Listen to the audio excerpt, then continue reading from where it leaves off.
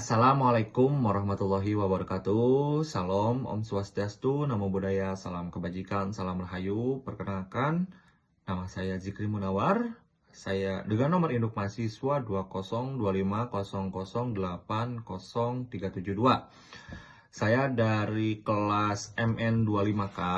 Nah, di sini saya akan menjelaskan sedikit tentang konsep dasar akuntansi dan siklus akuntansi dan juga contoh transaksi sederhana dan juga penjelasan laporan laba, rugi, dan neraca. Baik, yang pertama itu konsep dasar akuntansi adalah prinsip yang akan menjadi landasan dalam pencatatan atau juga penyajian dalam laporan keuangan agar informasi yang dihasilkannya itu akurat ya. Jadi supaya balance kayak gitu. Dan apa itu akuntansi? Akuntansi adalah sebuah proses pencatatan atau juga penggabungan, penggolongan, dan juga penyajian transaksi agar soal keuangan itu supaya kita tidak berbelit, tidak kalau bahasa Sundanya itu tidak pabelit gitu ya.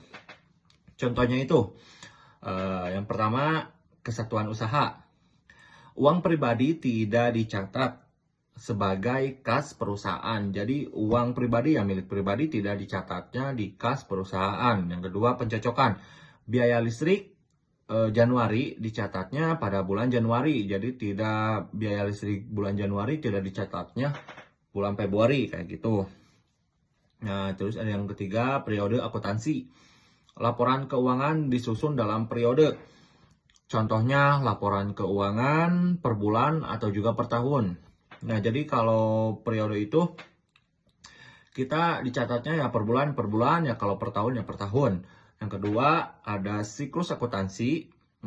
Siklus akuntansi itu tahapan pencatatan transaksi sampai penyusunan laporan keuangan. Contohnya yang pertama itu mengidentifikasi transaksi, terus pencatatan dalam jurnal, posting ke buku besar, penyusunan neraca saldo, jurnal penyesuaian, terus neraca saldo setelah penyesuaian, terus penyusunan laporan keuangan, dan terakhir jurnal penutup. Nah, di sini ada perbedaan perusahaan dagang dan jasa. Apa itu kalau perusahaan dagang? Perusahaan dagang itu memiliki persediaan barang. Contohnya toko sembako, minimarket, warung-warung kelontong. Nah, itu salah satu contoh perusahaan dagang. Transaksinya pembelian, penjualan, persediaan, harga pokok penjualan. Nah, kalau perbedaannya sama perusahaan jasa, dia itu tidak memiliki persediaan. Contohnya ojek online, salon, laundry, bengkel. Tapi kalau bengkel itu bisa termasuk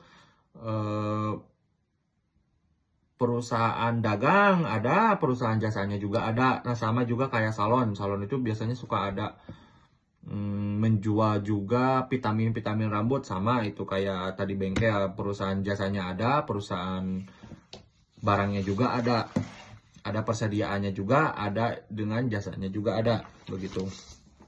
Lanjut, contoh transaksi sederhana jasa. Pemilik menyetor uang semisal 10 juta.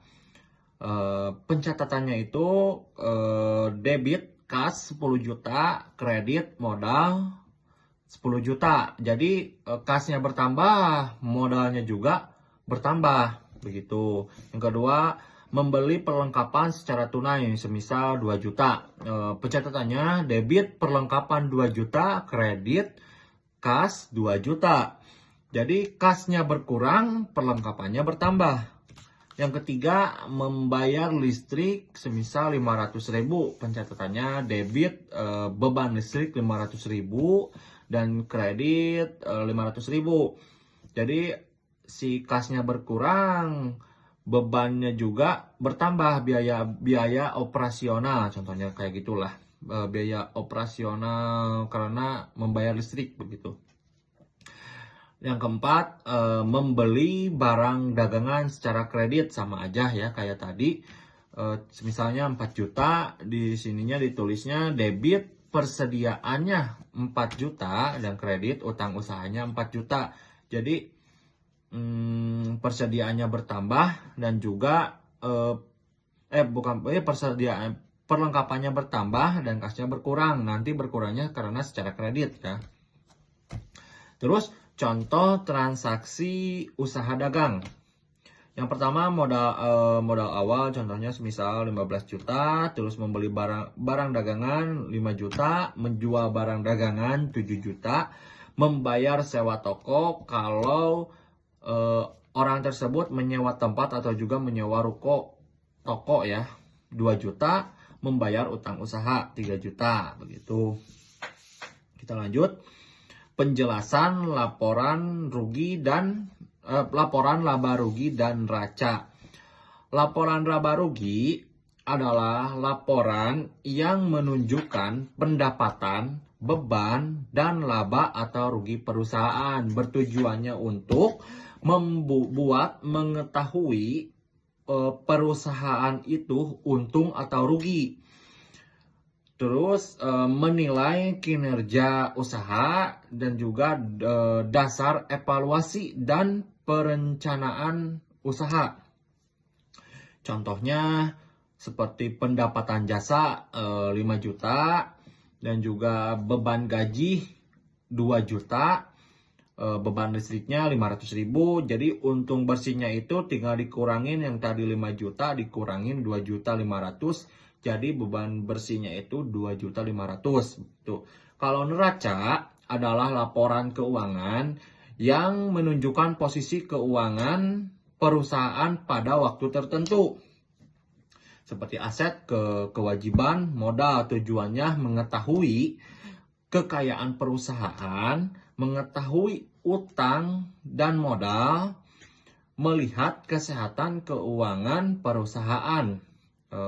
Kan kalau aset itu harta contohnya seperti kas, piutang, perlengkapan, peralatan, gedung juga itu termasuk aset. Kalau kewajiban itu utang, seperti utang usaha, utang bank ya, mohon maaf. Utang bank itu seperti kalau kita sebelumnya meminjam dulu kepada bank untuk membuka usaha begitu.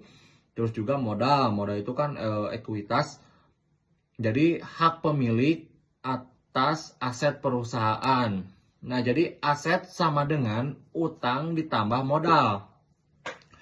Aset misalkan 20 juta, utangnya 5 juta, dan modal 15 juta. Jadi 20 juta sama dengan 5 juta ditambah 15 juta. Jadi perbedaannya, kalau laba rugi menunjukkan hasil usaha untung atau rugi. Kalau neraca menunjukkan posisi keuangan. Nah, jadi yang terakhir, menurut saya, pencatatan keuangan sangat penting karena membantu kita mengetahui secara jelas pemasukannya dan pengeluarannya, sehingga keuangan dapat dikelola lebih